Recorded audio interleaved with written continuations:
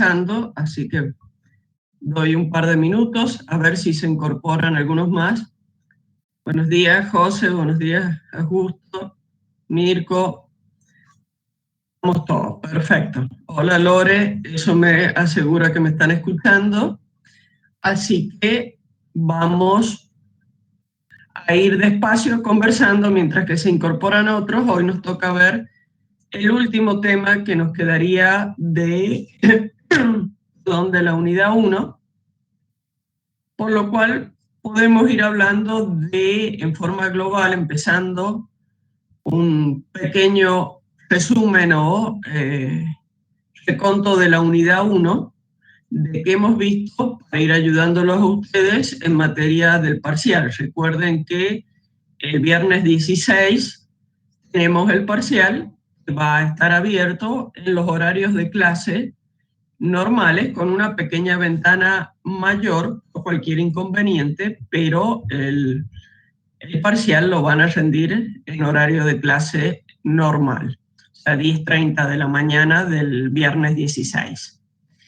El martes que viene vamos a hacer un buen repaso y vamos a ver bien todas las pautas del parcial. Pero básicamente, para que vayan sabiendo, van a tener preguntas cerradas, preguntas donde puede ser un verdadero o falso, un múltiple choice o una pregunta de algún tipo de correlación de conceptos donde van a tener que marcar la respuesta. Nada más, no van a hacer nada. Y van a tener ejercicios donde ustedes lo van a resolver, del tipo de ejercicios que hemos estado viendo de la guía práctica,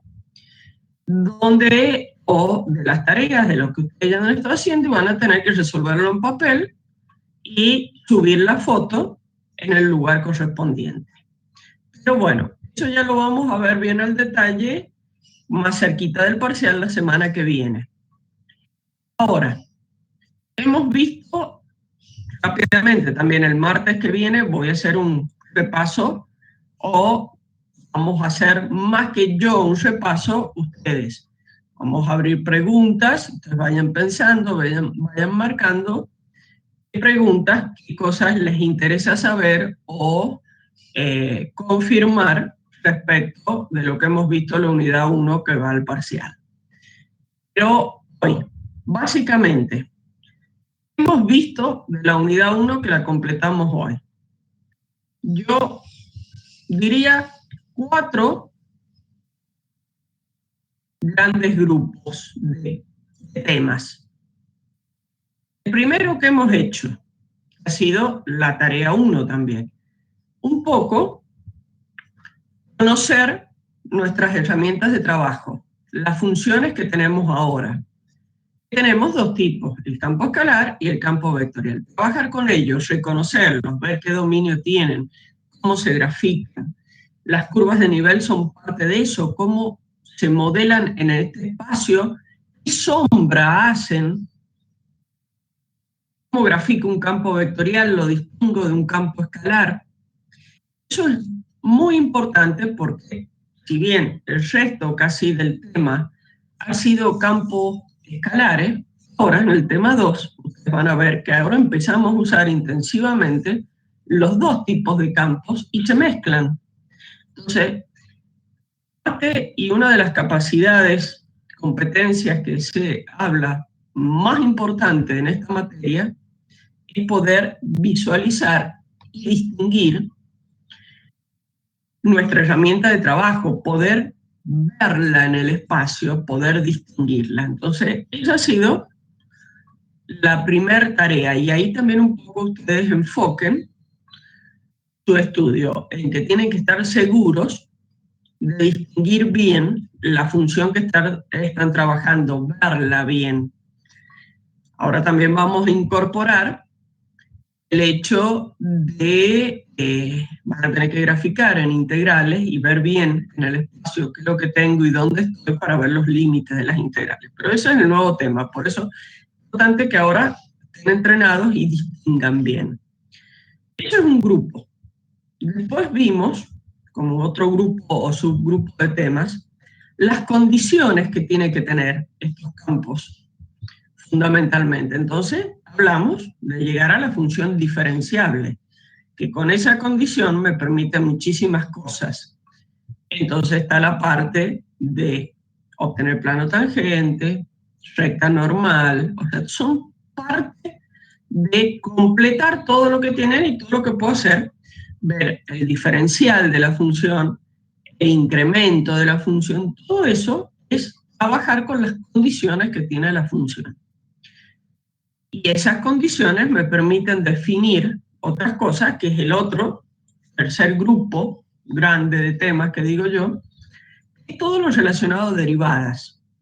Aquí vimos todas las posibilidades de derivada. Ya de derivada, lo que hemos visto es el máximo.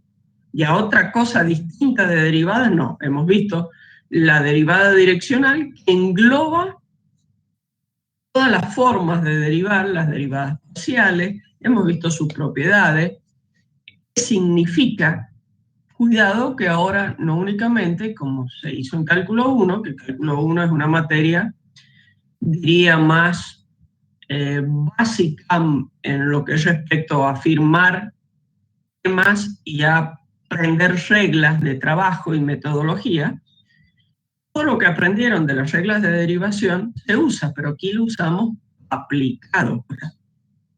Han visto que en ningún momento hemos vuelto a enseñar reglas de derivación, sino las formas de aplicarlas, derivando de acuerdo al tipo de función que tengo y la pregunta. Y fundamentalmente en esto, entender qué es lo que es la derivada para el ingeniero, para la física, para la química, que es una tasa de cambio, una razón de cambio, y que me da muchísima información de la función o qué está pasando con la magnitud que yo esté estudiando, la función que esté estudiando. Entonces, esa es la forma de enfocar la derivada y el estudio. Y ahí aparece ya la primera relación y la primera mezcla de tipos de campo, que es el vector gradiente, que se obtiene yo a partir de un campo escalar, estoy obteniendo uno vectorial, porque estoy obteniendo, si lo hago no específicamente para un punto, el campo gradiente. Está vinculado a ese campo escalar y que tiene también su significación. Entonces ya encontré, partiendo de un campo escalar, un campo vectorial. Ya vinculé a través de un concepto físico estas dos herramientas de trabajo distintas que tengo. Y ahora vamos más adelante a ver cómo se vinculan de otras formas. Bueno, y el último y el cuarto grupo de temas es el que vamos a ver ahora. ¿Qué nos falta? Ya hemos visto cómo son, cómo se grafican, qué significa sacarle una derivada, o sea, cómo cambian. Y ahora vamos a ver qué puntos, qué puntos principales tiene, qué, digamos, singularidades tiene, que es encontrar los extremos. Y cerramos de esa forma lo que sería todo lo que es la unidad 1 de la materia, que es el estudio de los campos escalares y vectoriales como ellos mismos, para poder entrar a la parte de integrales, que ya no vamos a estudiar la función, sino vamos a decir un campo escalar o un campo vectorial, ya sabemos qué condiciones que puedo hacer con ellos, punto, lo voy a usar en el tema que esté trabajando. Entonces, en base a esos cuatro grupos, me parece a mí, quizás ustedes pueden organizar de otra forma, es una forma de organizar el estudio que recuerden que es conceptual. Aquí lo importante no es que sepan de memoria una demostración. Eso saben que no lo voy a evaluar a que escriban en una hoja una demostración de memoria, pero sí que comprendan que puedan analizar y puedan entender y puedan decir, este planteo está bien o está mal, o cumple estas condiciones o no las cumple. ¿Entienden? Lo mismo que las definiciones. Las definiciones de algo, véanla desde este punto de vista. Tengo algo, unas ciertas condiciones, con esas condiciones yo consigo esto otro. O sea, que necesito tener esto para lograr lo otro, como condiciones. Y esto que obtengo, por ejemplo, la fórmula de Taylor, que está en la tarea 3. Es la misma fórmula de Taylor que han visto en cálculo 1 llevada a dos variables. ¿Por qué no vemos el término complementario? ¿Por qué no les pido? Y porque van a tener que mover dos puntos, digamos, dos puntos intermedios, pues estamos trabajando, aproximándonos tanto por X como por Y, y bueno, y se hace engorroso. Ya todo lo conocemos, que es el punto. Entonces, ¿qué tienen que tener claro de eso? Ese término complementario es el término de orden n más 1, y ¿qué orden n más 1? Porque justamente es el término que me permite, o sea, que me aporta el error de la aproximación. Si yo hago la aproximación sin ese término, estoy aproximándome a la función con un cierto error. Si fuera una aproximación de primer orden, y es el plano tangente, lo que estoy formulando es el plano tangente. Si es de mayor orden, ya tiene una forma curva, y me estoy aproximando a la función en el entorno del punto. Y mientras en el punto es lo mismo, mientras más me aleje del punto, voy a tener mayor error, que es el término complementario. Si yo pongo el término complementario, estoy llegando al valor correcto de ese punto. ¿Y qué condiciones tiene que tener? Como tengo que llegar a tener una función con derivadas de orden n más 1, por supuesto que la condición tiene que ser la de las funciones buenas, diferenciable, para que nosotros aseguremos que tiene derivadas y continuas, que tiene derivadas continuas en el punto. Y hasta orden n más 1, si voy a usar hasta orden n. ¿Y qué me da? Y una función cualquiera, forma fiera, por decirlo, forma rara, con exponenciales, logaritmos, etc., la puedo aproximar con un polinomio. Y yo, cuando ustedes saben que los polinomios es lo mejor que puedo usar, saben que es continuo en todo su dominio, que es una forma fácil de manipular y de trabajar. Entonces me permite eso, a una función cualquiera, con la condición de que sea diferenciable, hasta orden n más 1, aproximarla a través de un polinomio. Y esta es la fórmula de Taylor. Eso es lo que tienen que tener en claro en Taylor, más que todo el desarrollo, la demostración de la fórmula. ¿Bien? Así todos los temas. Entonces, para que vayan analizando, estudiando y también enfocando sus preguntas y sus dudas para cuando repasemos hacia estas partes conceptuales. Bueno, vamos a entrar al tema de hoy. Vamos a tratar de hacerlo lo más conciso posible y que ustedes tengan su tiempito de descanso antes que comiencen la nueva clase. Por algo, como siempre les digo, denme un par de segundos, voy a empezar a compartir la pantalla. Si hay alguna duda de todo esto que estoy diciendo, quieren consultar algo ahora, adelante. Yo voy buscando la presentación que tengo para este tema.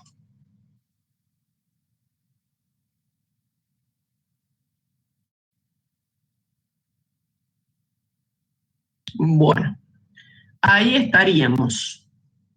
Empezando el tema, no veo que haya ninguna consulta en particular.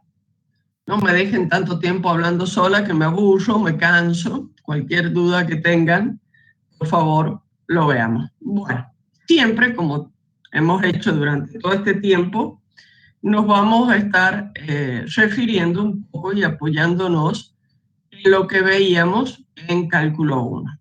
Cálculo 1, llegábamos a calcular extremos de una función que, ¿qué decíamos? Que eran obtener máximos y mínimos. Bueno, en una función z de f de x, y, no es muy feliz el dibujo, pero es el que me permite más o menos ver una función que tiene un montón de formitas, curvas, arriba, abajo, esto comentario aparte, para lograr una imagen así, la función que logra componerse de esta forma es seno de x coseno de coseno de y, o al revés.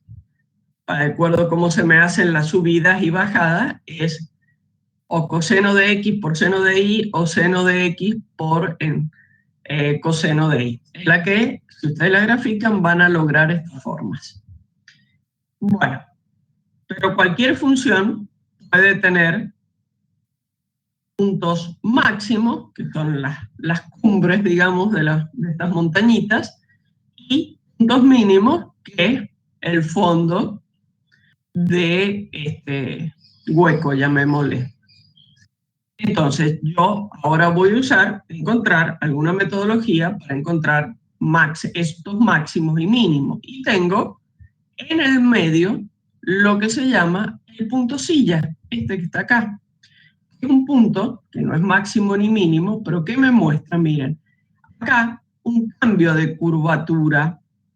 Yo vengo en este sentido con una función cóncava y en el otro sentido tengo una función, sería una curva convexa. Es un punto donde se produce exactamente un cambio de curvatura, como veíamos el punto de inflexión en cálculo 1.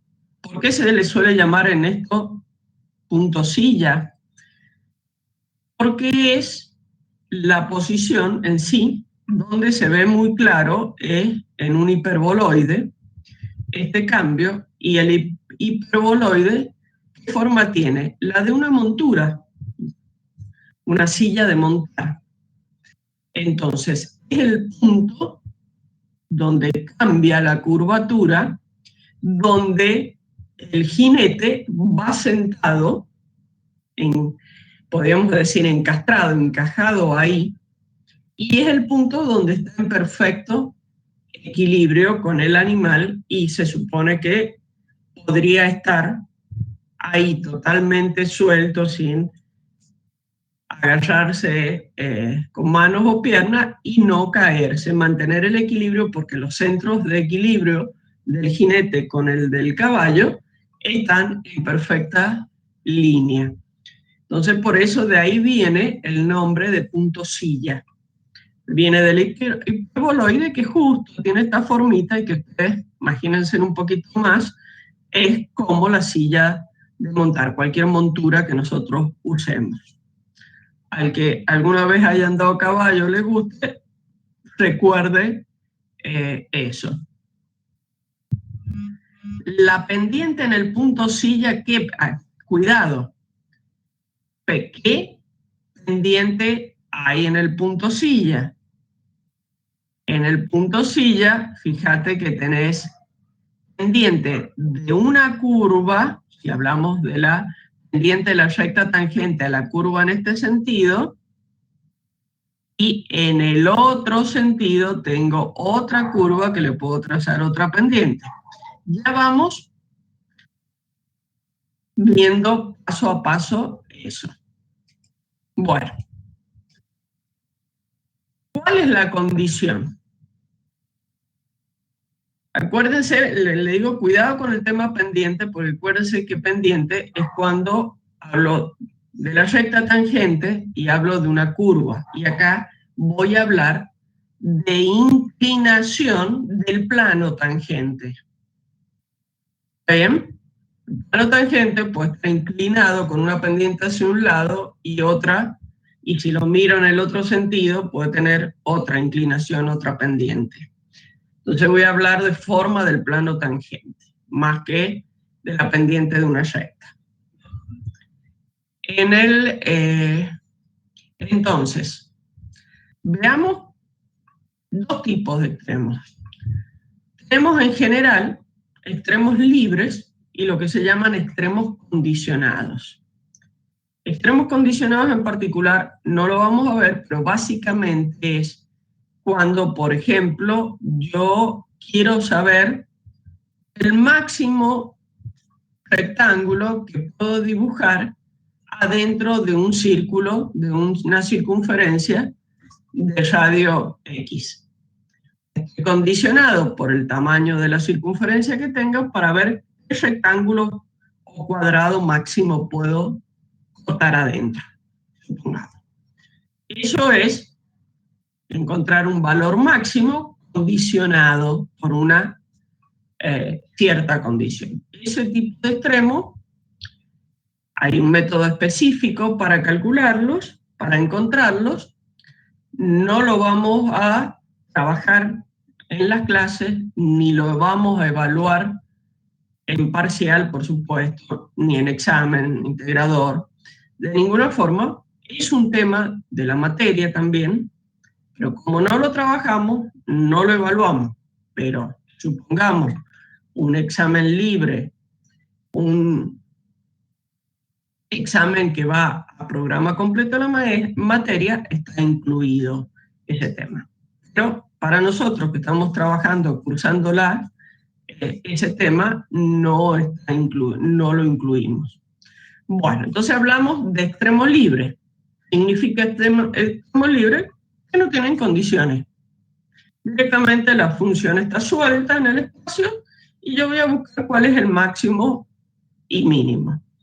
Entonces, por supuesto, que exactamente igual que cálculo 1, puedo hablar del máximo absoluto y del mínimo absoluto, que es el máximo absoluto es en todo el dominio de la función el máximo valor. El mínimo, lo contrario.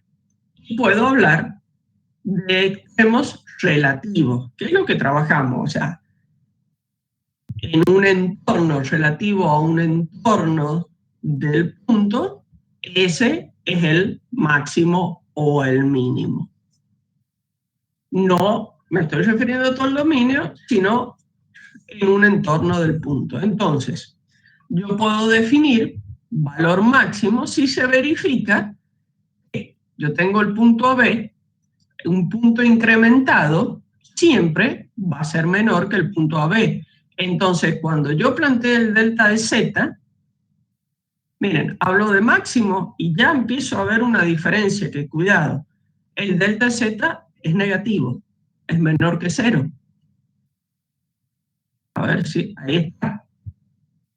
Si yo tengo un máximo, el delta Z es negativo, porque este punto de la B es el mayor y cualquier otro punto está más bajo de él. Por ejemplo, acá está indicado como el borde sería el punto de A más H, B más H, que es el que corresponde acá abajo. Disculpen los dibujos, son medio casero y la idea es que entiendan que entonces f de A más H, B más K, menos f de AB, al ser este menor, me da el delta Z negativo. En el caso de un mínimo, ocurre lo contrario. El f de AB en el entorno es menor que cualquier otro punto, por ende el delta Z me da mayor que 0 y eso significa un mínimo. Esto lo estoy diciendo porque analizar eso positivo o negativo me va a ayudar para saber si es máximo o mínimo. Y ustedes ven algo que está dibujado acá, muy casero, es el tema del plano tangente. Y es lo que estábamos empezando a hablar recién con lo que preguntaba Mirko. Miren, en el caso de un punto máximo o mínimo, ¿qué pasa con el dibujito? El plano tangente es horizontal. La única forma de estar tangente a ese máximo o mínimo, y ya tengo una pequeña inclinación hacia un lado o hacia otro, y ya no es un máximo o un mínimo. Entonces, esa pauta me da la idea de, recuerden la fórmula, la expresión del plano tangente. Entonces, numéricamente, ¿qué tengo que tener? ¿Cómo tiene que ser esa expresión en ese punto del plano tangente? Recordemos que lo que es el plano tangente, acuérdense, yo lo voy a escribir por acá, que yo decía z menos z0 igual al f de x en el punto por x menos x0 más f de y en el punto, bueno, perdón, estoy poniendo a b al punto y acá estoy poniendo x0 y 0 por costumbre. Bueno, esa es la expresión del plano tangente que hemos visto. Ahora díganme si ustedes están viendo que ese plano en el punto máximo es horizontal. ¿Cómo me queda la expresión del plano tangente? ¿Qué dicen?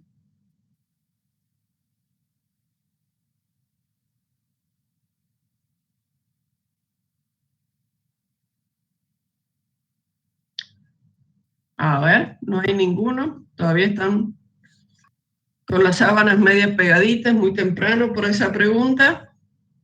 ¿Cómo andamos? Piensen en algo. Y también en el dibujo, en los planos, cuando curvas de nivel, cuando yo decía corto con un plano horizontal de ecuación z igual a una constante, y esta constante era la altura, z igual a z0, por ejemplo. La pregunta, ¿cuál es, Gabriel? ¿Cómo sería ahí la forma del plano tangente? Un poco se lo estoy diciendo acá, pero para lograr esto, ¿qué pasa con esa fórmula? ¿Cómo me queda z igual a z0 en esa fórmula? ¿Qué es lo que ven ustedes para hacer el plano tangente 0? O sea, no 0, horizontal, perdón.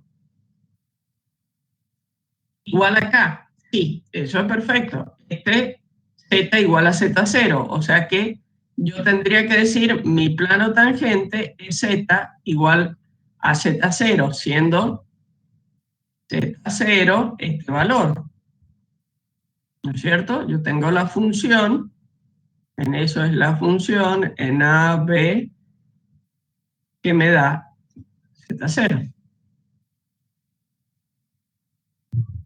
Pero bueno, en la fórmula, en esta fórmula, ¿qué se hace 0 para que yo llegue de esta fórmula grandota que tengo aquí, la fórmula general de un plano tangente, a que diga mi plano tangente es esto? X e Y se hacen 0, pensemos. X e Y son cualquier punto, las variables. Ahí dice Rocío, Gabriel, y bueno, Mirko afirma las derivadas parciales, f de x y f de y. Sí, perfecto. Miren, ¿qué pasa si yo hago f de x y f de y en el punto igual a 0?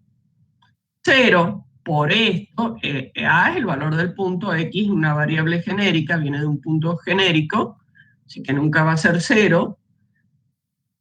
0 multiplicado por esto me da todo este término 0, 0 multiplicado por esto me da todo el término 0 y me queda z igual a z0. Ahí está. Y de esta forma hemos deducido lo que necesitamos tener para hablar de un máximo o un mínimo. Si yo tengo, lo veo en el dibujo, plano horizontal, puedo tener un máximo o un mínimo, porque los dos se da lo mismo. Entonces, ¿qué necesito para tener el plano tangente horizontal? Que, de acuerdo a la fórmula del plano tangente, las derivadas parciales en el punto sean 0.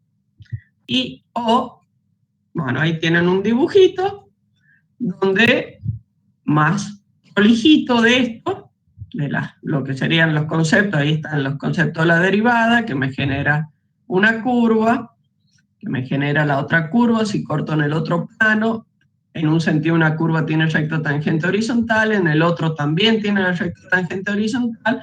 Las dos rectas tangentes conforman el plano tangente horizontal. Bueno, algo un poquito más prolijo que esos dibujitos de recién.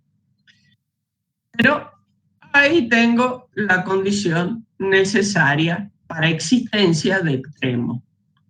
En el punto que hay un extremo, sí o sí, las derivadas parciales son igual a 0 en el punto. Y ahí tengo la condición primera que tengo que usar y buscar. Yo voy a saber que en el punto crítico, digamos, que exista un extremo, que todavía no sé si es máximo o mínimo, porque esta condición me dice que para que exista extremo necesito tal cosa. Es similar a lo que usábamos en cálculo 1. ¿Qué hacíamos? ¿Se acuerdan que decíamos la pendiente de la recta tangente 0? Ahí lo pueden ir viendo ahora. Entonces, sacaba la derivada primera, la igualaba a 0 y obtenía el punto crítico. Y de ahí en más viene la segunda etapa. Es saber si es máximo, si es mínimo, si es punto de inflexión. Bueno, acá nos pasa exactamente lo mismo. Con esta condición, pero ustedes ven ahora que tengo dos, f de x y f de y igual a 0. Y necesito saber qué tipo de extremos son. Miren, esa misma condición, antes de irme de esto, ¿qué me hace? Si yo tengo la derivada en el punto igual a 0, el gradiente de la función en el punto también es 0.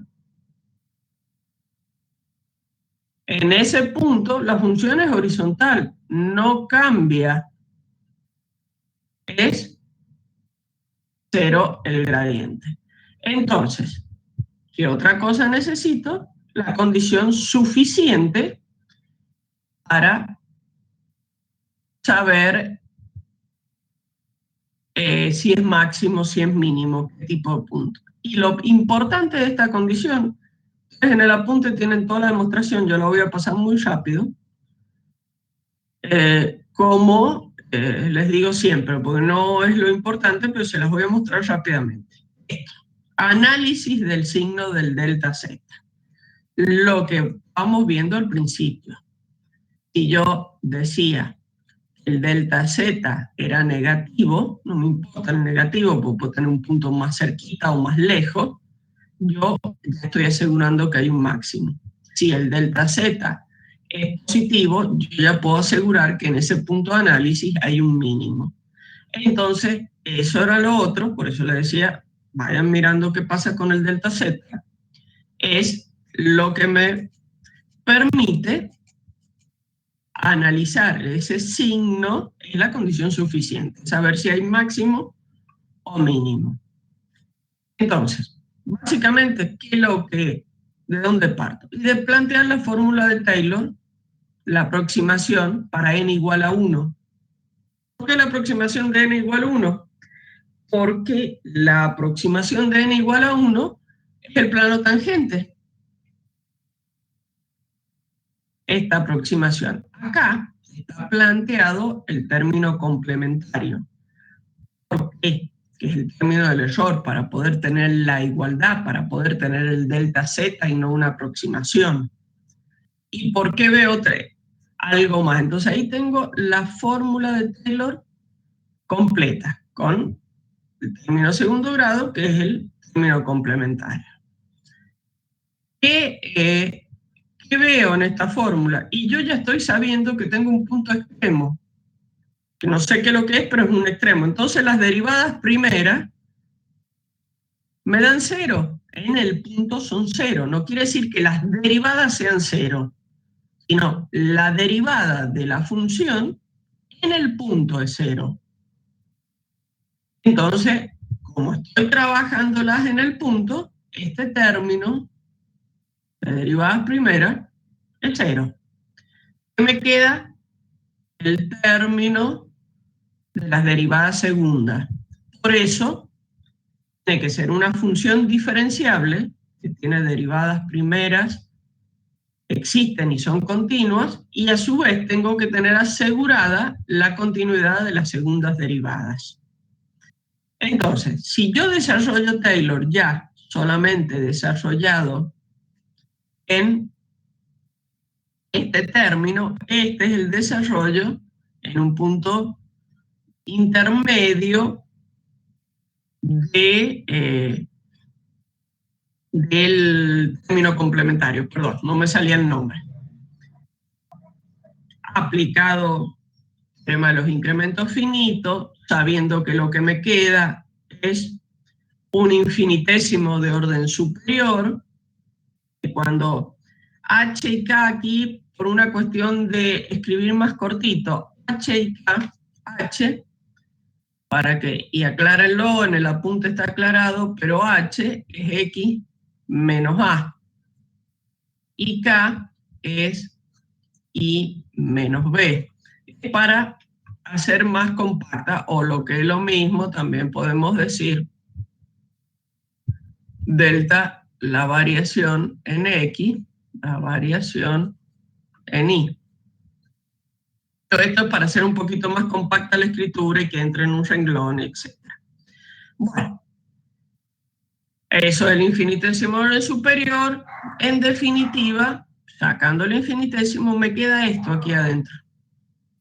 Y llevé el f de AB al otro lado, que es el delta z. Es lo que yo quiero. Entonces, en definitiva, escrito en forma compacta, el delta z me queda una constante por el diferencial segunda de la función. Miren, es la expresión. Acuérdense que en delta de x, cuando estoy siendo x una variable independiente, el delta de x igual al diferencial x, el delta de y igual al diferencial y, entonces esto es el diferencial segundo, esto es diferencial x, diferencial y, o sea, esto es el diferencial, o sea, lo que está entre paréntesis, el diferencial segunda de la función más un infinitésimo de orden superior.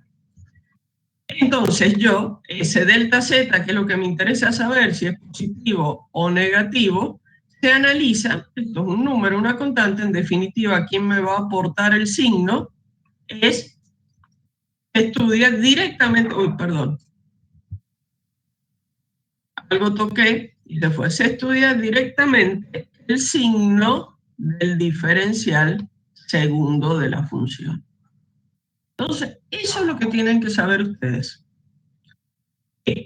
La condición necesaria, las derivadas parciales son igual a ceros en el punto.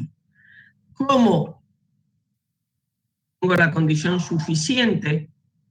Es el análisis del signo del delta z a través del signo del diferencial segundo de la función. Y se ahorran todo esto, que yo les he explicado dónde sale eso, que lo tienen en el apunte, pero lo que les tiene que quedar es eso. ¿Cómo sé si es máximo o mínimo? Estudiando por el dibujito que vimos. ¿A través de qué? De esto, por toda esa demostración. Entonces, ¿cómo estudio el signo de esto? Y miren, como decíamos recién, con el plano tangente, estos son valores que ya los tengo y son constantes y no son nunca, siempre me van a aportar lo mismo. Y más si están elevados acá al cuadrado, sea uno positivo o negativo, me lo va a llevar siempre a positivo. Entonces está en función de las derivadas segundas. Entonces, para analizar el signo de esto, se hace por medio de un determinante ciano que se llama, está obviada toda la demostración de cómo llegamos, queda definitiva ese, pero ustedes ven que va saliendo de acá, de f de x, f de y, que está dos veces, y f de y. Este es el determinante, que si yo lo escribo como un determinante, forma matriz tengo f de xx por f de y menos dos veces la derivada cruzada. Perdón, aquí f al cuadrado es, bueno, sí, es una forma de escribir. Es este por este, son el mismo, me queda al cuadrado. En general, este cuadrado puede confundir a derivadas, pero no. Es el desarrollo del hessiano del determinante que ustedes saben que es el producto de estas dos menos el producto de estas. Bueno, y de acuerdo al resultado de este hessiano, si es mayor que cero, toda la teoría, ahí lo van a ver desarrollado, me dice que me tengo que fijar en el valor del f de xx en el punto. Si es mayor que cero, hay un mínimo. Acuérdense cómo estábamos relacionando hace un rato. Cuando el delta de z era positivo, hablábamos de un mínimo. Y cuando el f de xx es menor que cero, hay un máximo. Por supuesto, no le estoy justificando todo. Insisto, el que quiera ver bien la justificación, en el apunte teórico le he dejado, pero estoy marcando las cosas que hay que saber y que vamos a usar con los ejercicios. Si h es cero, ahí no hay cambio. El delta z es cero. Es lo que decíamos cuando preguntaba, creo que era Mirko, cómo eran las pendientes en el punto silla. No hay extremo, es un punto silla.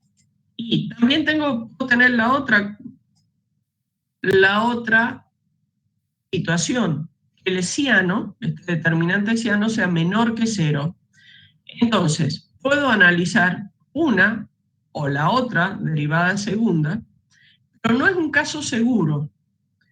Esto, la teoría dice que necesito algo más para saber qué pasa en esta situación.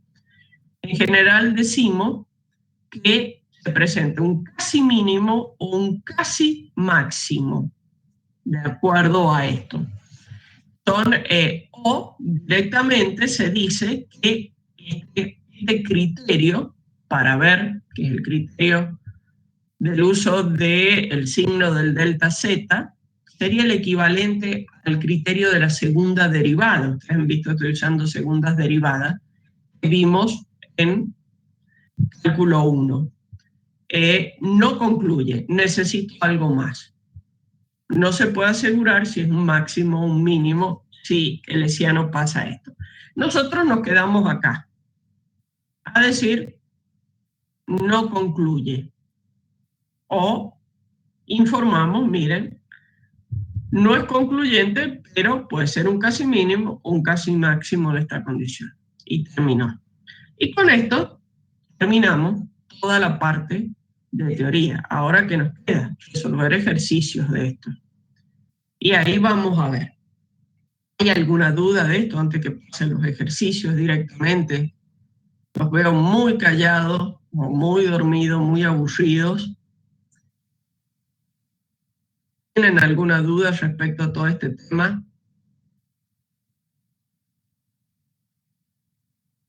Veo que algunos están escribiendo. A ver. Sí, tiene vinculación, sí, Leandro, tiene vinculación. Tiene vinculación con lo que es cálculo 1. Siempre no, está apoyado en eso y vamos un escalón más arriba. Pero sí, esto que estamos viendo es, recuerden que en cálculo 1 yo hacía y en la condición necesaria, la derivada igual a 0, despejaba el punto crítico. Es similar a lo que he hecho. La pendiente de la recta tangente 0, ahora he hablado del plano tangente con 0 pendiente. Entonces saco que hay un punto crítico. No sé si es máximo o mínimo. Después tenía dos criterios. O el criterio de la primera derivada, que analizaba qué pasaba antes, estoy hablando de una curva. O el criterio de la segunda derivada. Entonces, ahora directamente uso esto que es el equivalente al criterio de la segunda derivada, analizando el signo del delta Z. Es muy similar. ¿Pero por qué segundas derivadas? Porque ya no hablo de pendiente, hablo de plano.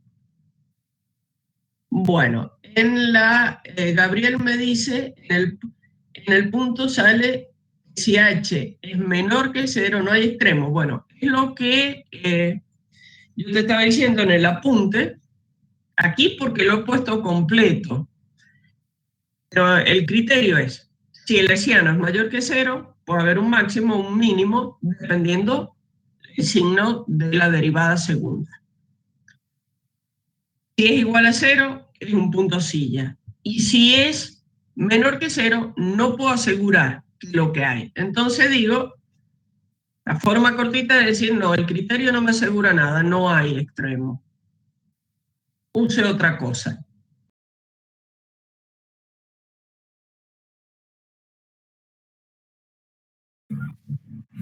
No asegura el extremo, pero si analizo las derivadas segundas, me da la idea de que podría ser casi máximo o cercano a un máximo o a un mínimo en el otro caso.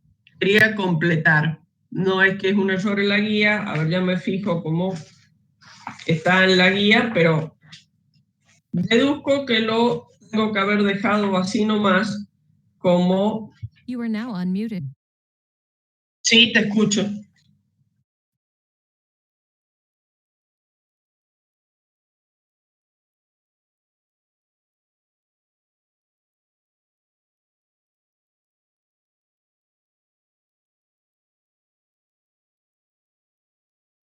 A ver, espérate. You are now muted. Capaz que me he equivocado, en uno de los dos me he equivocado. Eso estoy mirando la guía, a ver dónde me he equivocado. You are now unmuted. Sí, lo estoy mirando en este momento. No, donde me he equivocado es aquí. Donde me he equivocado es aquí. Lo he puesto al revés. El 0, gracias, menos mal que te das cuenta, el menor que 0, no hay extremo y este es igual a 0. Perdón, ahí lo he escrito mal. Gracias. No, por seguir lo que está escrito, ni lo había pensado. Es así, chicos. Como está en la guía, es lo correcto. Bueno. ¿Alguna duda respecto al tema u otra cosa? Espero no haberme equivocado en nada más, pero es eso, es como está en la guía. Vuelvo a decirlo para que estén tranquilos. En la página 60, la fórmula de Taylor. Vuelvo a ver qué es lo que le pasa a esa fórmula de Taylor de la página 60. A ver.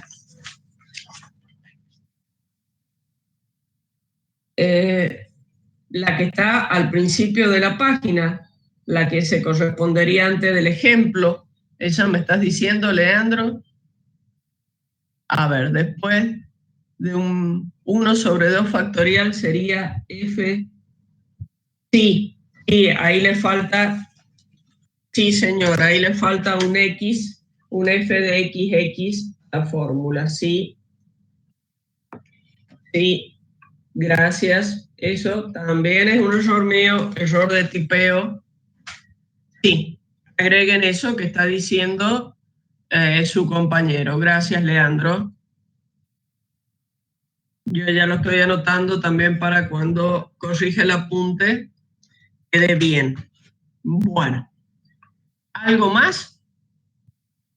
¿Alguna pregunta o algo así que hayan notado que surja? Me encanta que lo estén viendo porque me ayudan muchísimo en detectar estos errorcitos, estas cosas, porque mejoran los apuntes para sus otros compañeros.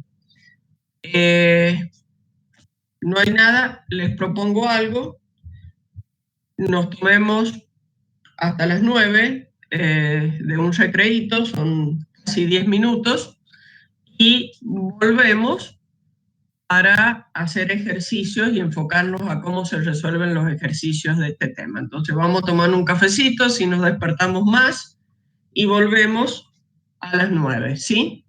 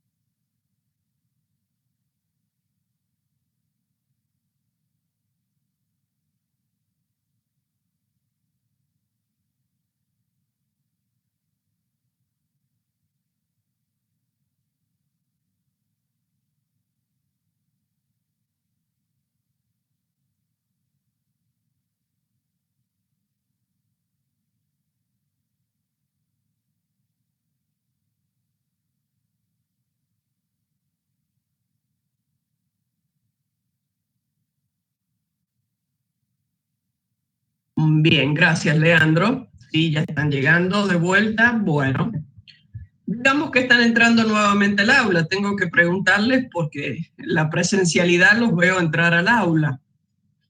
O mejor dicho, la presencialidad no les doy recreo. Los torturo 2 horas, terminamos la clase. Esa es la verdad. Pero bueno, ahora les tengo que preguntar porque no sé si ya están escuchando de vuelta. Bueno, vamos a trabajar entonces en lo que en cierta forma les interesa. ¿Cómo resuelvo los problemas, los ejercicios? Entonces, yo voy a compartir y vamos a empezar a trabajar en esos ejercicios.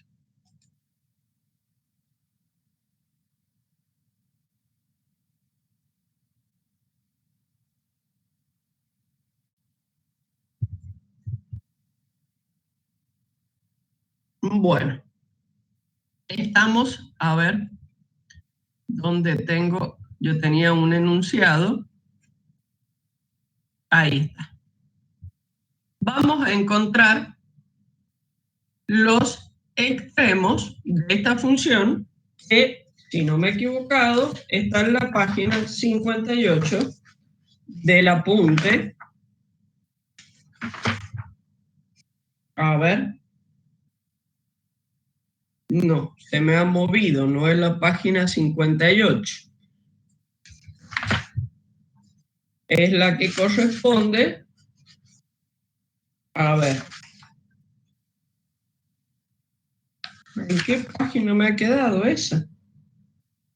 Bueno, después le encontramos la página. Pero vamos a ir haciendo esto. Entonces, ¿qué debo hacer? Aplicar la condición necesaria. Que me decía que debo tener en el punto que es extremo las derivadas parciales igual a 0. Entonces yo necesito sacar el f de x, que en este caso es 2x más 2y. Perdón, ¿qué estoy haciendo? Estoy derivando pésimo.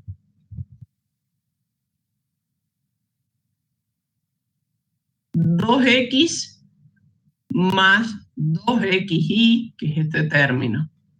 Y la f de y, que es 2y más x cuadrado.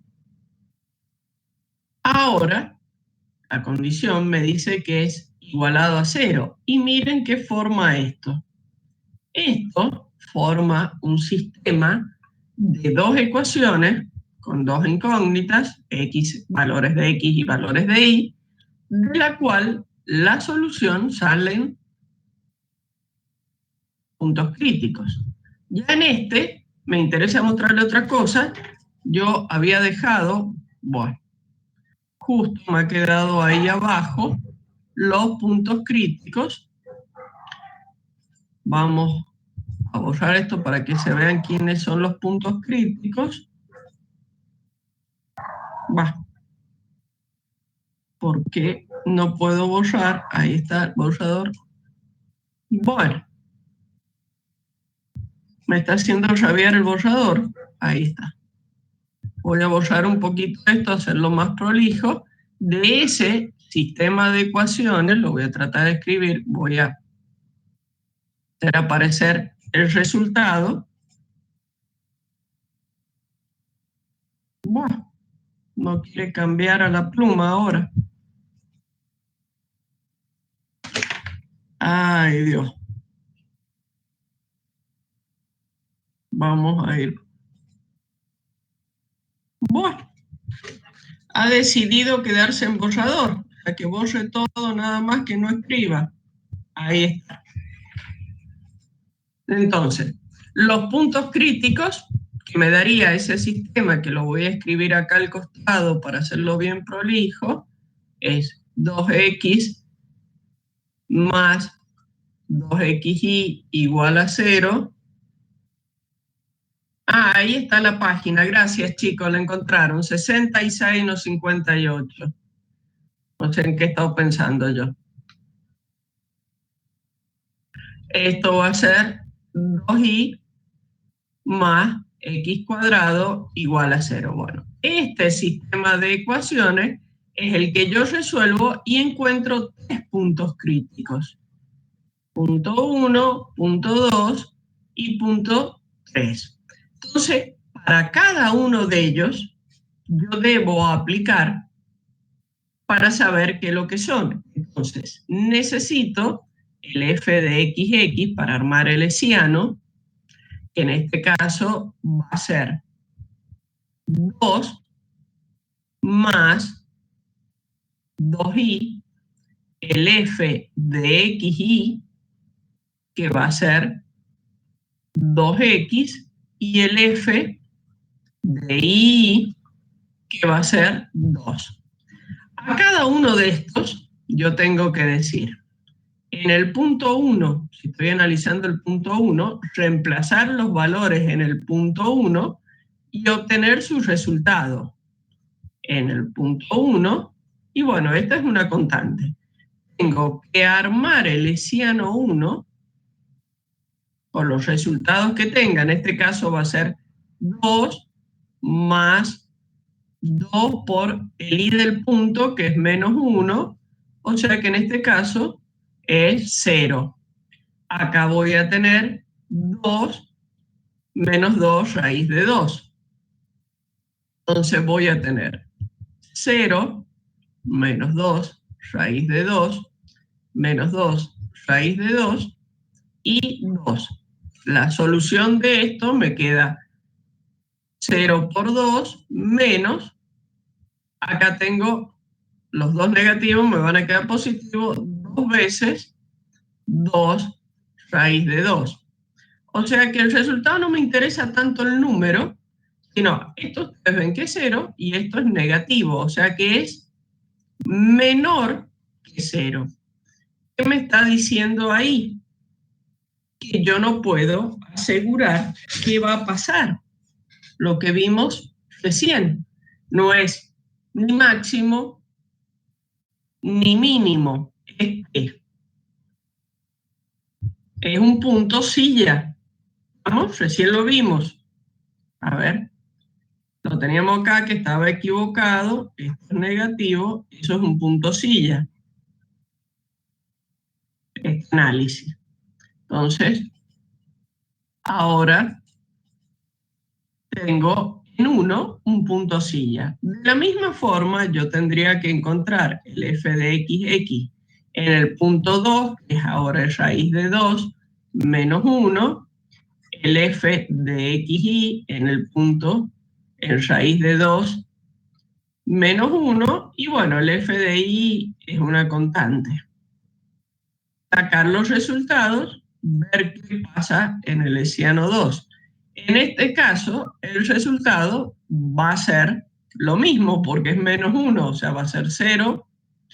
En este otro voy a tener 2 raíz de 2 positivo, entonces voy a tener 0, 2 raíz de 2, 2 raíz de 2 y 2. Va a volver a ser, si ustedes ven, cuando hagan el producto, va a volver a ser menor que 0. Entonces también es un punto silla. A ver qué. F de xy, a ver que la he derivado mal, soy capaz. F de x, derivado nuevamente de x, acá me queda 2 y me queda 2y. Estoy derivando 2x, perdón, estoy derivando respecto f de x derivado respecto de y. Entonces, esto es 0 y después 2x funciona como una constante porque estoy derivando respecto de y. Entonces me queda la constante por la derivada que es 1.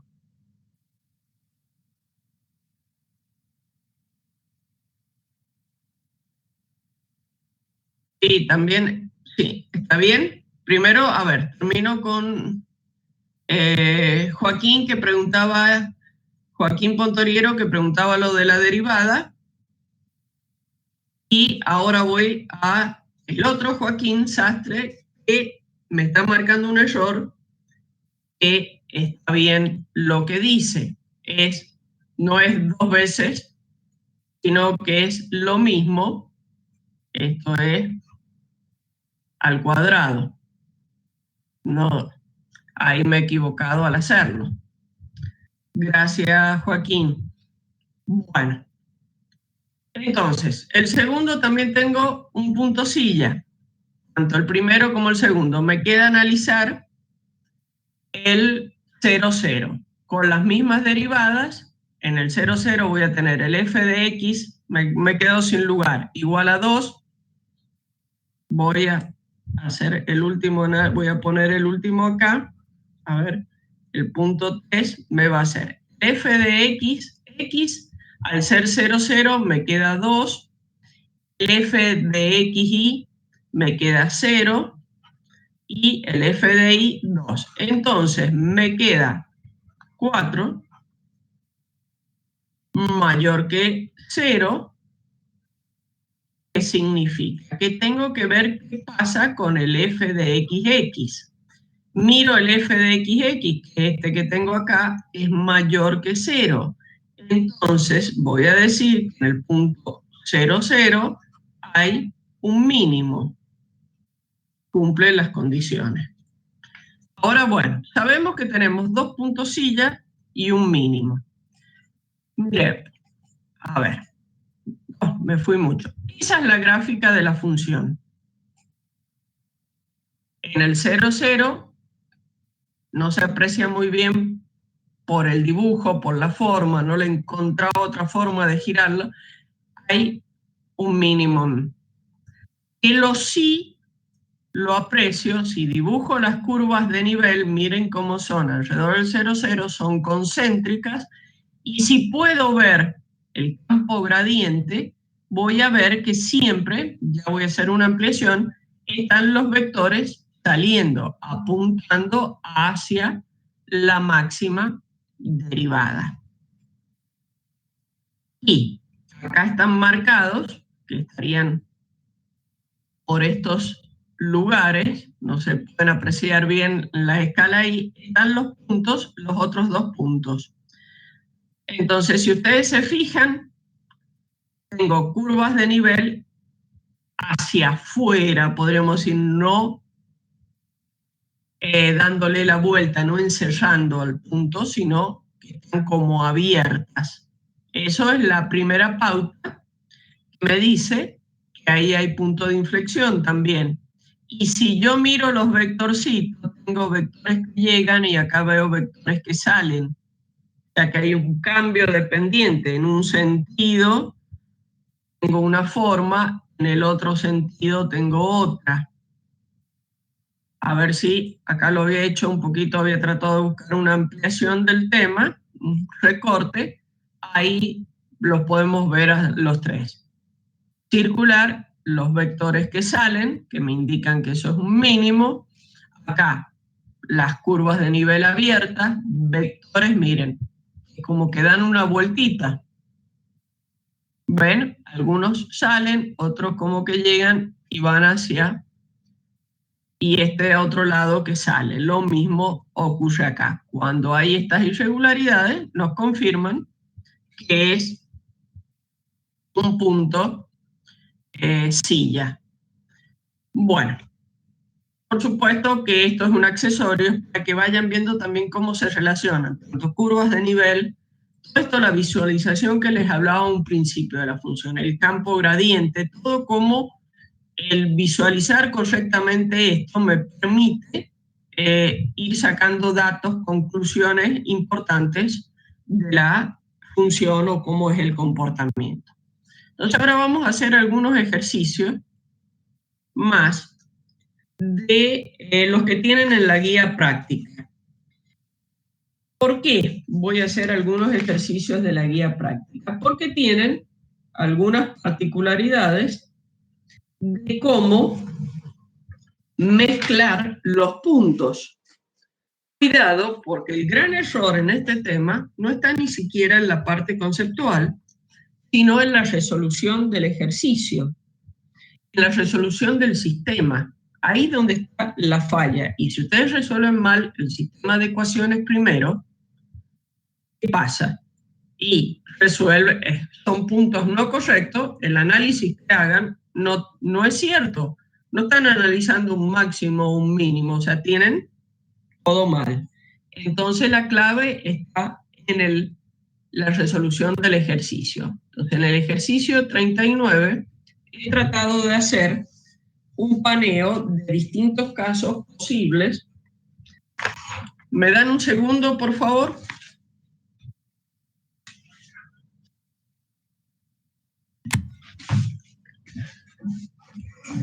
Voy a empezar con el primero, que es un caso común, digamos, donde tengo las ecuaciones vinculadas. Es 1/3 de x cubo más y cuadrado menos y cuadrado más 1 más y más 1. Ese es el ejercicio. Bueno, entonces voy a aplicar la condición necesaria. Profe, disculpe, no se ve la pantalla.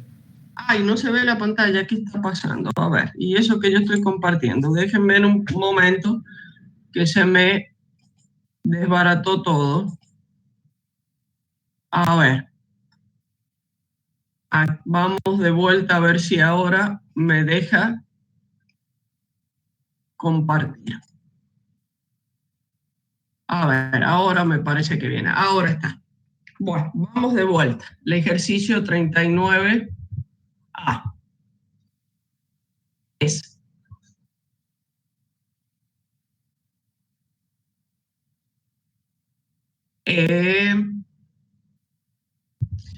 a ver, 1/3 de x cubo, lo voy a escribir así, más 1/3 de y cuadrado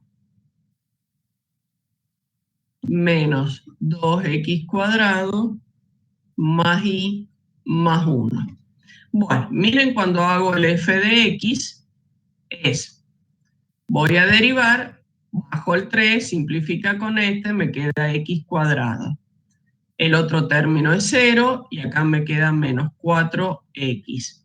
Y el f de y me va a quedar 2/3 de y más 1, igual a 0 en ambos casos. Entonces, este es el sistema que debo resolver. Lo puedo resolver como se me ocurra, pero fíjense qué pasa. Aquí las dos ecuaciones son independientes. ¿Qué quiere decir? Entre sí. Que esta primera ecuación solamente tiene x. Esta segunda ecuación solamente tiene y. Entonces, no necesito mezclarlas para resolver. Esta, x cuadrado menos 4x, la puedo resolver, por ejemplo, sacando como un denominador x de x menos 4 igual a 0, entonces saco dos valores de x. x1 igual a 0, x2 igual a 4. Tengo dos valores. No necesité. A ver, ¿qué es lo que veo? Dice, ¿es condición necesaria que las derivadas parciales sean 0 para que existan extremos? Sí. No, Es lo que profe, está contestando Mirko, claro, sí. eso es. Está contestando a Diego, sí.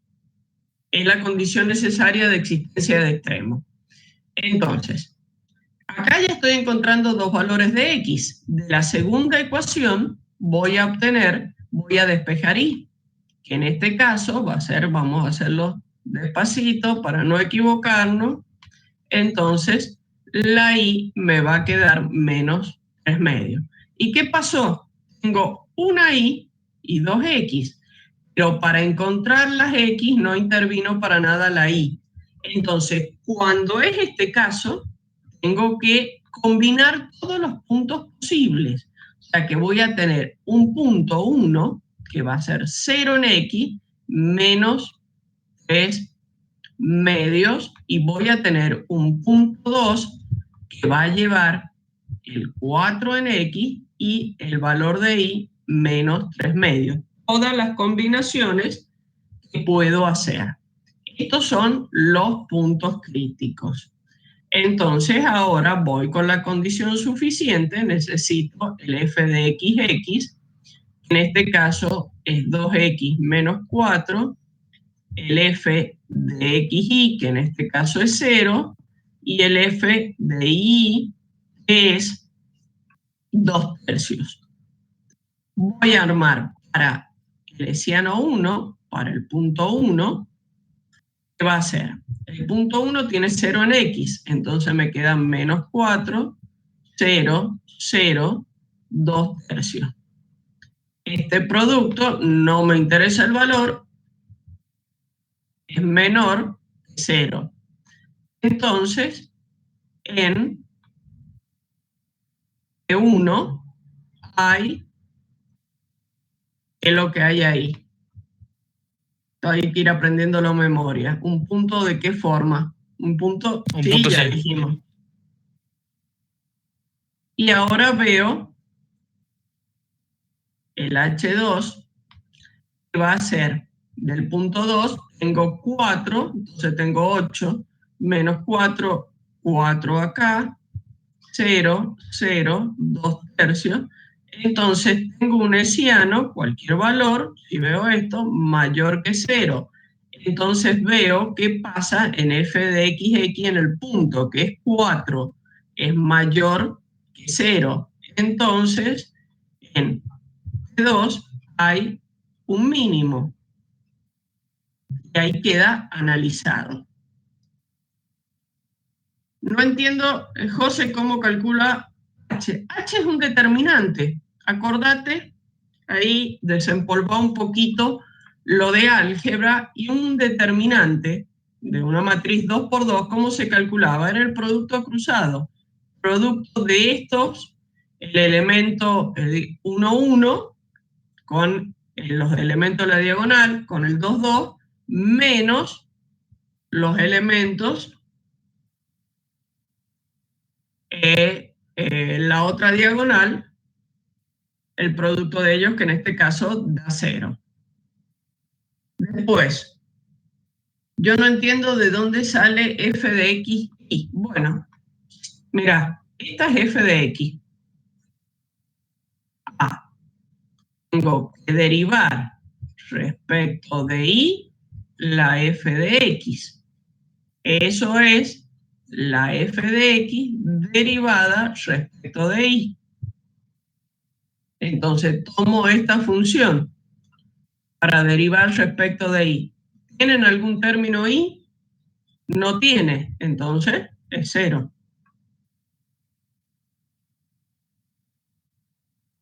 ¿Está bien, Gabriel o Diego? Diego. Y Gabriel me dice que cómo sabemos que es un mínimo y un máximo en P2. Porque el criterio decía que si yo tenía el hessiano positivo, no me importa el valor, me importa el signo, yo tenía que analizar qué pasaba con el f de xx de ese punto. F de xx de ese punto es este valor. En este caso es positivo.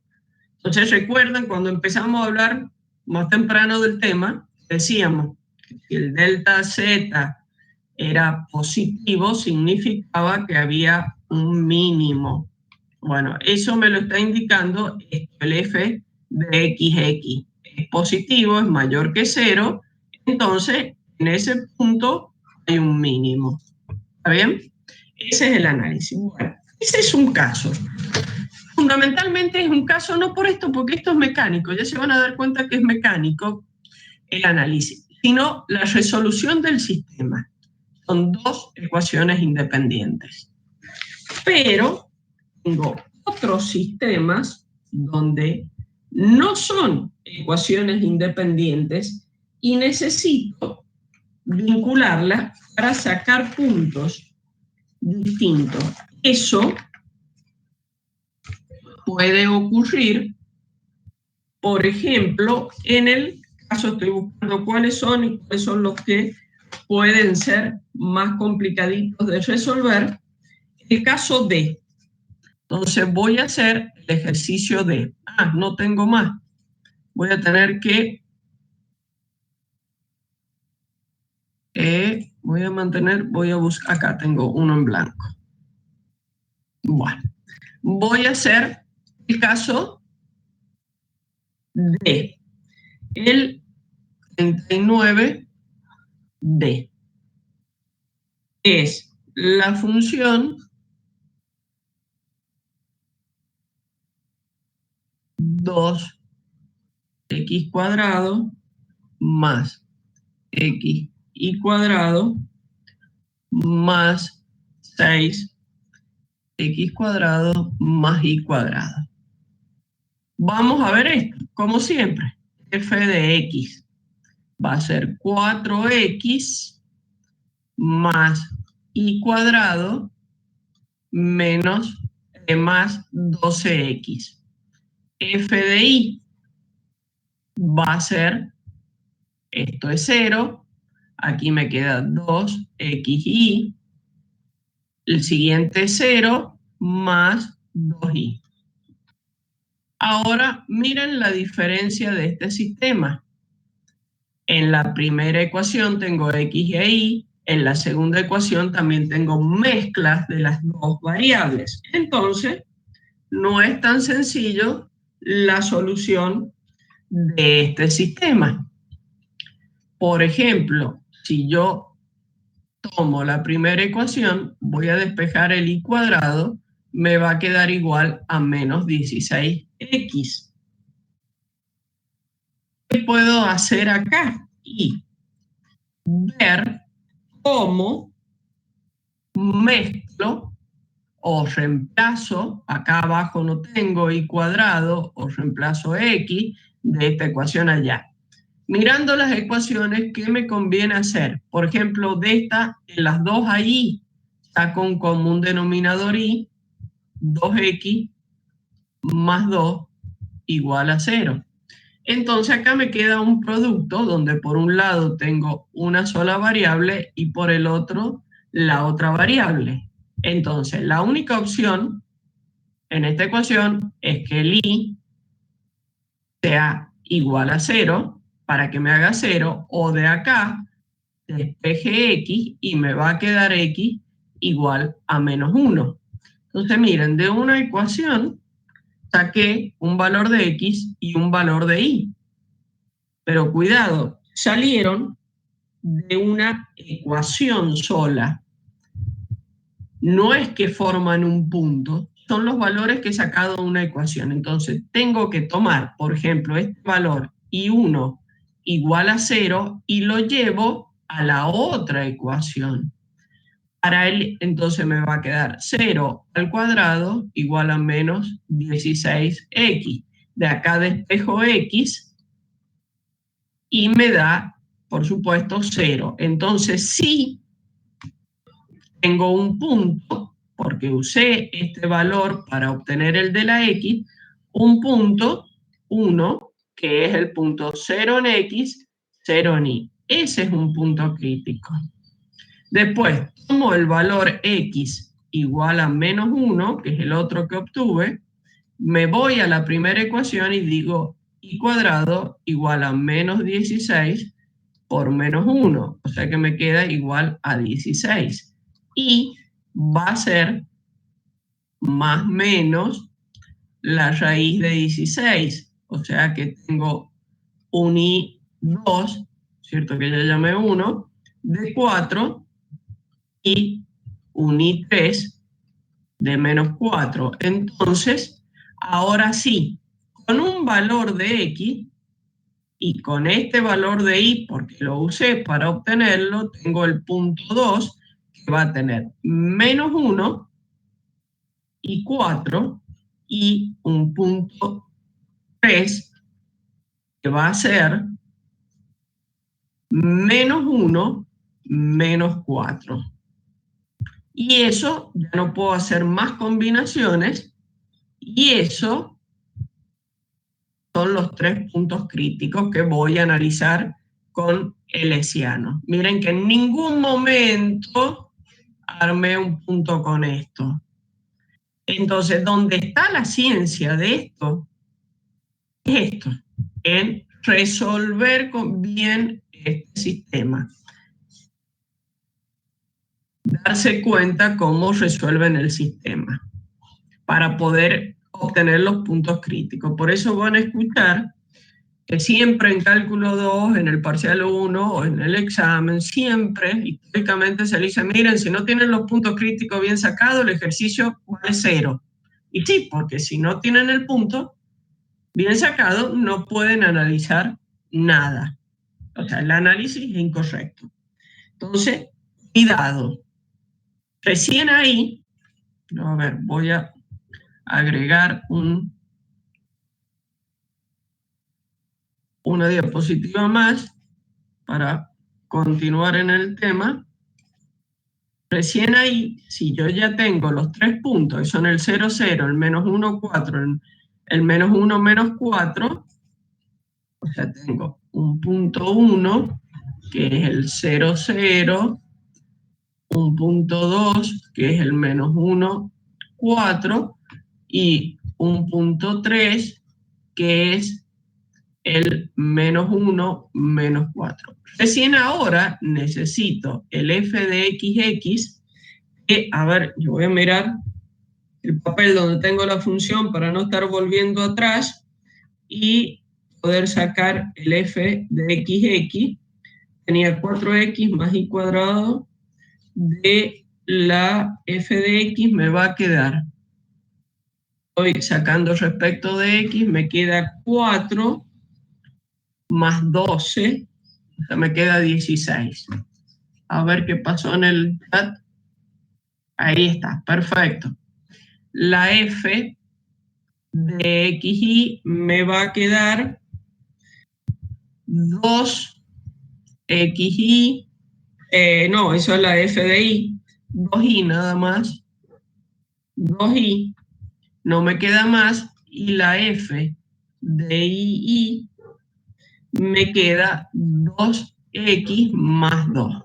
Si no me equivoco, pues lo estoy haciendo medio en el aire. Bueno, esta la tengo que obtener valor en 1, va a ser, si como el i vale 0, va a ser 0. También, ya que estamos, hacemos el valor en el punto 2, que vale 4 el i, entonces va a ser 8. Y hago el valor en el punto 3, que vale el i menos 4, me queda menos 8. Y esta otra en el punto 1 va a ser 0, me queda 2. En el punto 2 va a ser, vale x, vale menos 1, me queda 0. En el punto 3 me queda también 0. Entonces, bueno, ya puedo armar el hessiano del punto 1, va a ser 16, 0, 0 y 2. En el punto 1 tengo 16 por 2, me da 32, es mayor que 0, me fijo en el f de xx, que es 16, como es 16, también mayor que 0, entonces P1 es mínimo. Hago el hessiano, ven que esta parte ya es muy mecánica. El hessiano 2, que es 16, 8, 8 y 0, por ende me da menos 64, menor que 0, entonces punto silla el P2. Y voy a hacer el 3, que va a ser 16, el 3 menos 8, menos 8, y acá tengo 0. Entonces me queda también menos 64, menor que 0, entonces también acá hay un punto silla en el P3. Y terminó el ejercicio. Ven, esta parte es muy mecánica, donde está el tema es acá, en armar bien los puntos. Hay otros ejemplos, a ver, otra situación de que sea complicado de un punto. Los otros son sistemas que puedo armar perfectamente, de uno reemplazar en el otro la función y encontrar un punto. A ver, vamos a hacer como último, si les quedan algunos también hacer ustedes, el B. Sí, estoy leyendo, Leandro, en este caso la función tiene dos cambios de curvaturas. Bueno, a ver, voy a volver para atrás para que me abrir por las dudas, vamos a poner de tener más espacio en blanco, ahí estamos. Voy a hacer el 39B y ya vamos terminando el tema. Los demás que les queden un poquito de trabajo a ustedes. Pero recomendación, practiquen, hagan los ejercicios. Fíjense, se los digo por más que parezca pesada, pero esto es donde está el tema de el problema de este tema. F de X va a ser 2X más Y más 6. F de Y va a ser 2Y más X más nada, igual a 0, igual a 0. Resolvamos este sistema. Supongamos, de aquí me sirve despejar X. X es menos 2Y. ¿Qué hago con eso? Si yo reemplazo lo que es en la ecuación 1 X, me va a quedar 2 por menos 2Y más y más 6 igual a 0. O sea que tengo menos 4i más i más 6. O sea, menos 5i, menos 3i, que bien que ando hoy, menos 3i igual a menos 6. Si esto pasa, me queda i igual a 2. Saqué el valor de i, vuelvo aquí porque usé esta sustitución y obtengo el valor de x como menos 2 por 2 menos 4.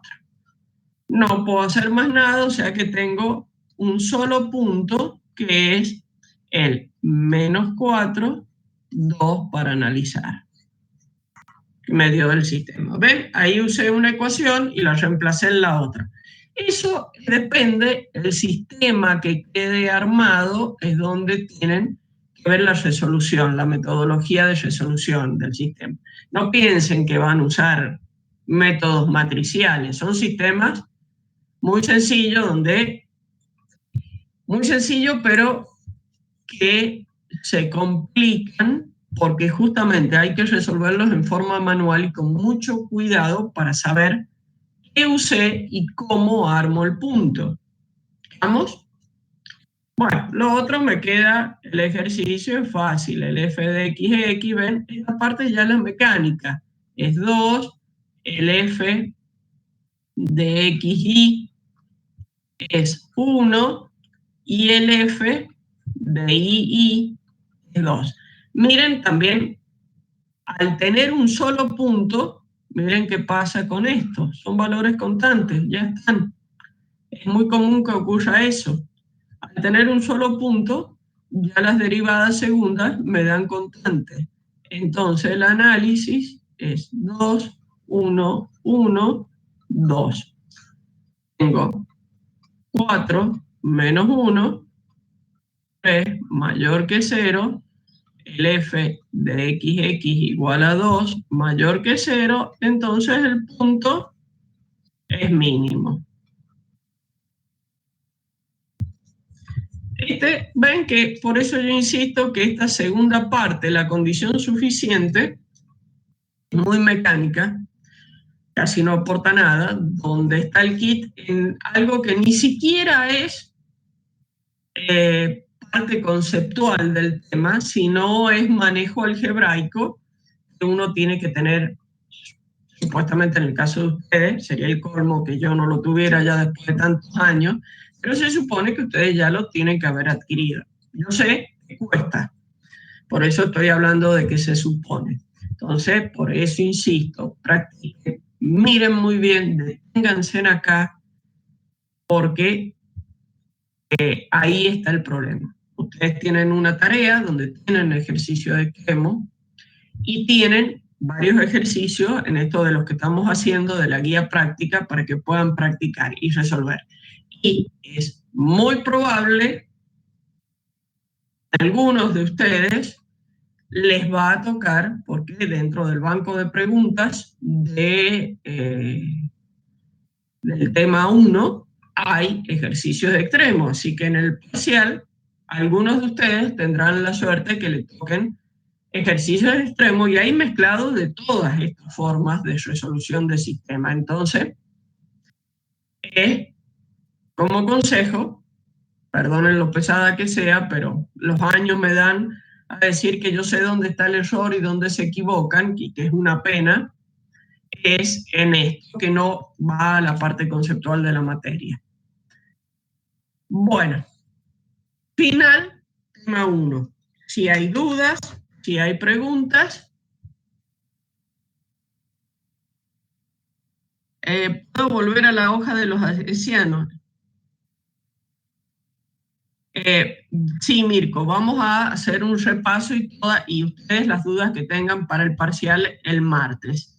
A ver, Sofía, al ejercicio 39D, a ver si lo tengo, ahí está, el 39D, creo que la parte del hessiano del 39D lo he borrado. Ah, no, acá, el B, sí, es el que borré cuando me salí y puse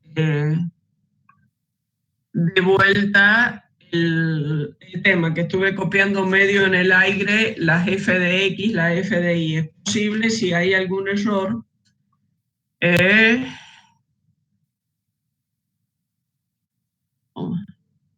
o es posible. Si querés, lo veamos, o si has hecho una captura de una foto, ponela en el foro y la analizo si por ahí me he equivocado en algo. Bueno, no sé si hay alguna otra duda, algo al respecto. El martes, como le he contestado a Mirko, vamos a hacer un repaso, no vamos a tomar toda la clase martes. Hoy es el viernes, nos quedan 2 clases, hoy es martes. El viernes yo arranco tema 2, arranco integrales múltiples, que como les dije tenemos un montón y es un tema más amplio de este tema 1, pues son todos los tipos de integrales. Y hay que ir viéndolo pausadamente en cada uno de los temas. Entonces yo, el viernes, nuestra clase va a ser ya de tema 2. El martes, que es la clase previa al parcial que es el viernes, por supuesto el día viernes no vamos a tener clases, sino ustedes van a estar dedicados a hacer el parcial. Vamos a hacer un repaso, parte de la clase, después haremos algo relacionado a la unidad 2, pero eso va a depender también la longitud del repaso de las preguntas, porque vamos a estar abiertos, digamos, a las consultas que ustedes pueden hacer y la discusión de temas que planteen ustedes. Así que tengan listos los preguntas o las dudas que quieran para que la veamos, pero es el próximo martes, el viernes no. El viernes hago borrón y cuenta nueva, me olvido de esto y trabajamos sobre integrales. De todas formas, ustedes saben que cuentan con el foro y los horarios de consulta para ir sacándose todas las dudas que tengan respecto de este tema. Vamos, van todos los temas. La unidad se ha visto completa, como les dije al principio, desde el punto de vista conceptual. Las preguntas del parcial son, por ejemplo, tipo de preguntas conceptuales, como, ya te respondo, Agostina, sí, la A va a la unidad 1 nada más. El parcial 1 es la unidad 1 completa, el parcial 2 es la unidad 2 completa, todo lo que es integral, el parcial 3 es todo lo que es ecuaciones diferenciales. Lo tenemos bien encapsulado a los parciales. Pero, volviendo a las preguntas, le estaba diciendo, vayan y vean a conciencia un poco las tareas, están puestas a propósito con unas preguntitas al principio para obligarlos a leer un poquito o a ver el video que está relacionado al tema y vayan buscando esos conceptos que están metidos en la teoría y en los videos.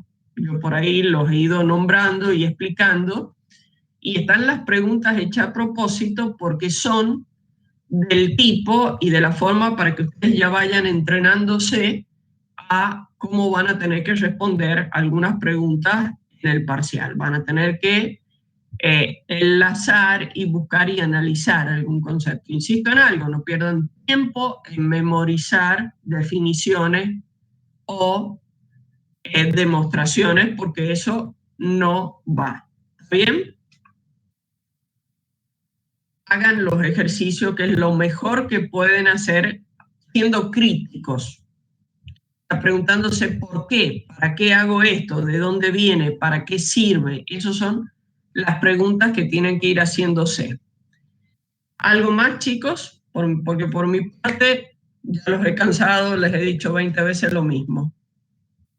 Bueno, estoy mirando ahí, esperando a algunos que están escribiendo.